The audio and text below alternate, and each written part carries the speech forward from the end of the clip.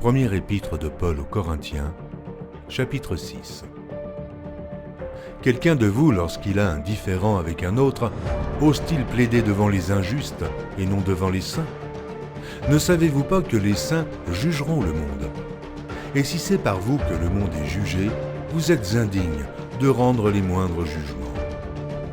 Ne savez-vous pas que nous jugerons les anges?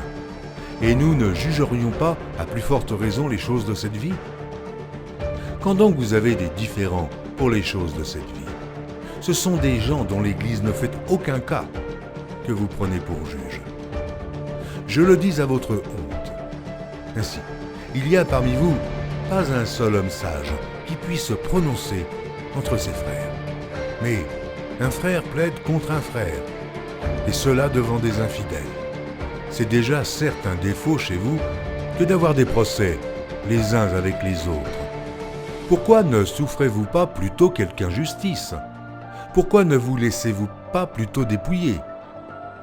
Mais c'est vous qui commettez l'injustice et qui dépouillez, et c'est envers des frères que vous agissez de la sorte.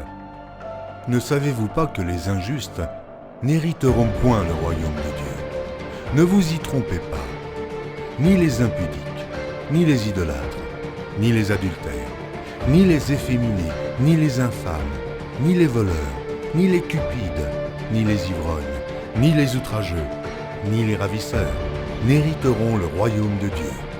Et c'est là ce que vous étiez, quelques-uns de vous. Mais vous avez été lavés, mais vous avez été sanctifiés, mais vous avez été justifiés au nom du Seigneur Jésus-Christ et par l'Esprit de notre Dieu. Tout m'est permis, mais tout n'est pas utile.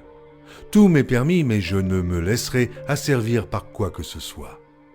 Les aliments sont pour le ventre, et le ventre pour les aliments.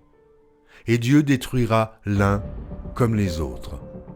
Mais le corps n'est pas pour l'impudicité, il est pour le Seigneur, et le Seigneur pour le corps. Et Dieu qui a ressuscité le Seigneur nous ressuscitera aussi par sa puissance. Ne savez-vous pas que vos corps sont des membres de Christ? Prendrais-je donc les membres de Christ pour en faire les membres d'une prostituée? Loin de là. Ne savez-vous pas que celui qui s'attache à la prostituée est un seul corps avec elle? Car il est dit, les deux deviendront une seule chair. Mais celui qui s'attache au Seigneur est avec lui un seul esprit. Fuyez l'impudicité. Quelque autre péché qu'un homme commette, ce péché est hors du corps. Mais celui qui se livre à l'impudicité pêche contre son propre corps. Ne savez-vous pas que votre corps est le temple du Saint-Esprit qui est en vous, que vous avez reçu de Dieu, et que vous ne vous appartenez point à vous-même, car vous avez été rachetés à un grand prix. Glorifiez donc Dieu dans votre corps et dans votre esprit, qui appartiennent à Dieu.